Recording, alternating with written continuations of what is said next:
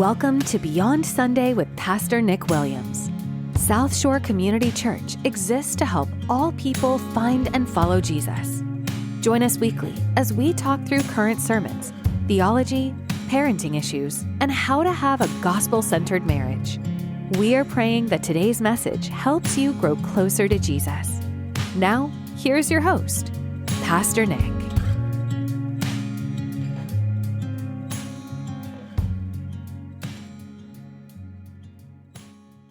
Hey, podcasters. I hope you are having an incredible week. This weekend, we came off a little bit of a different Sunday. We had a mission partner, Key of Hope, with us, and they had a choir from South Africa, from Durban, that came and sang some music and shared some testimony, and it absolutely was an incredible experience. If you haven't seen it or weren't there or don't go to our church, jump on the website, southshorechurch.com, and you can look at that service from yesterday. Now, Key of Hope is an incredible ministry in South Africa. It was founded by a guy named Dan and his wife Rachel, and they went down there about 17 years ago, and it was pretty crazy, the story of them starting this ministry from what it was to what it is now. But let me tell you a little bit about his story. If you were there this past weekend, the story will sound familiar because this is his story. But let me tell you about a guy named Dan. When Dan was 20 years old, he loved playing basketball. In fact, he was pretty good. He could even dunk a basketball. Now, don't ask me to dunk a basketball. I can't even really shoot hoops, but I try every now and then. Now, one day, he and his friends were playing a pickup game, and he went up for a dunk. His friend tossed the perfect alley-oop. Dan jumped, caught the ball, and slammed it into the hoop. It should have been one of those moments that was just a celebration, and then they moved on. But when he came down, he realized something was wrong. His pinky finger had gotten caught in the net, and as he landed, the top of his finger didn't come down with him. It had been completely severed. He thought at first that maybe he just torn a nail, but when he looked and saw bone where his finger used to be, he realized this was a different situation. Now, you have to picture this. Dan's trying to get his teammates who've ran down the court, continuing to play basketball, to come back and help him. One of his friends does come back, but he's trying to pump himself up to pick up the finger off the ground. As you can imagine, that was a gross thing. Nobody wanted to do it. Eventually, he took his shirt off, picked up the finger, and they all jumped in the car, and Dan was rushed to the hospital. But as soon as he got there, the doctors told him there was no saving his finger. They advised him to start looking into prosthetics. Dan went home that day, minus the top of his pinky finger. At that time, he wondered why something like this would happen. It's one of those moments we all have, right? Where we wonder, God, why is this happening to me? How could this be used for your glory? How is this your plan for my life? After all, it's not every day that you lose part of your body playing basketball. But little did Dan know, God was writing a bigger story. Let me pause there for a moment. That is true of your life as well. I could say that about each one of you, but little did you know, Nick, God was writing a bigger story. But little did Steve know, God was writing a bigger story.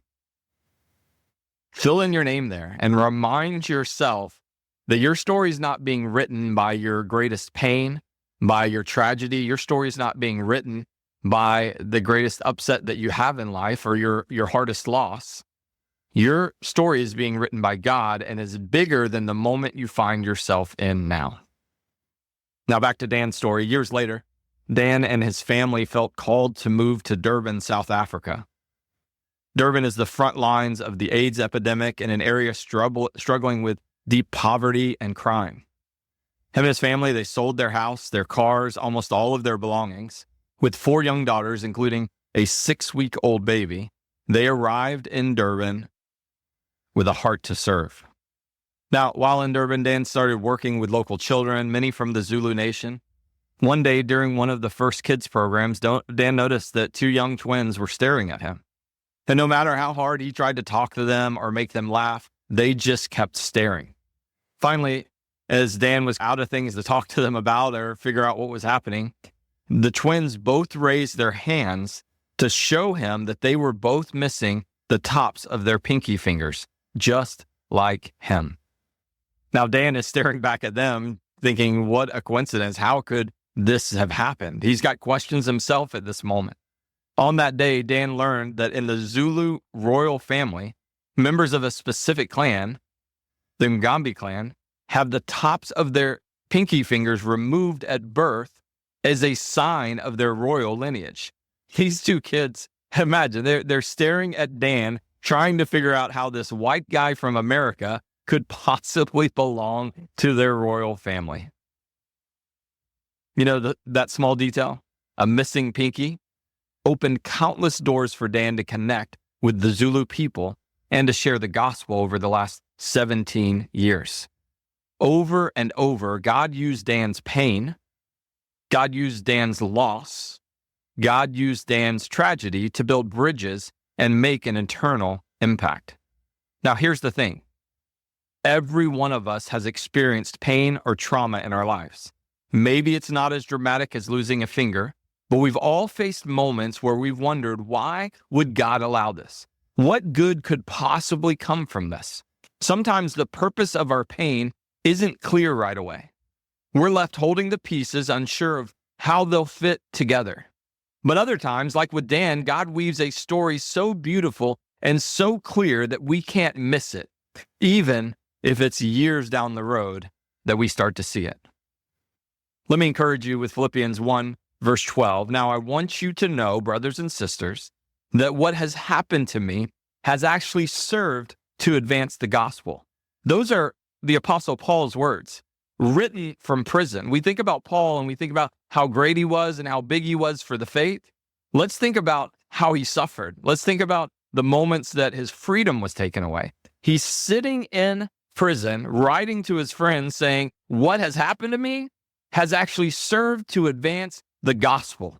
Even in chains, Paul could see how God was using his suffering to spread the message of Jesus. Now, maybe you're in the middle of a painful season right now.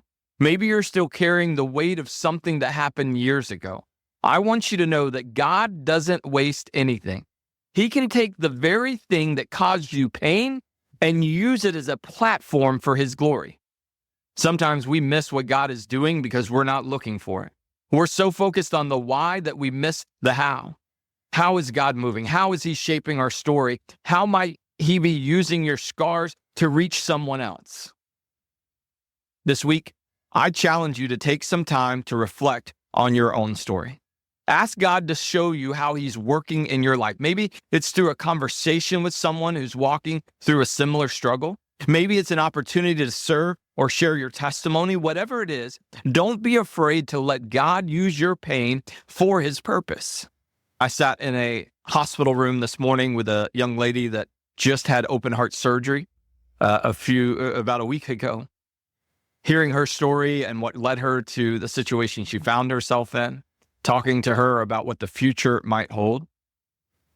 I left there and I went straight to a rehab facility where I sat down with Michael. Many of Michael's story and what he's gone through. He had a stroke about 2 months ago now and verbally can't talk. His left hand doesn't move a lot. His left leg is getting there. He's got a long road ahead of him. And I'm sitting there talking to both these individuals in very hard seasons of life. And I can't help but think about Dan's story and look at Michael and think, Michael, man, I can't wait to see what God does with your story. And truth be told, it's already happening. Michael's nurse is blown away by how many people have visited him. And she started to dig in, like, where are all these people coming from? How is it that this one guy in this room that can't talk is getting so many visitors? As she realized it was his church family coming to see him, she thought, you know what, I haven't been to church in a long time, but if I do go to church, I want to be at a church like that. Fast forward to Sunday, and she shows up. She shows up with her young daughter. She actually went and even picked Michael up from rehab so that he could come back to church for the first time. I'm telling you, your story, even the hard parts, can be such a huge impact for the kingdom of God. Don't miss what God is doing because you're so focused on the pain. Let me leave you with this encouragement from Romans 8:28. And we know that in all things God works for the good of those who love him, who have been called according to his purpose. Your story matters. Your pain has a purpose. Trust God to use it for something far greater than you could ever imagine.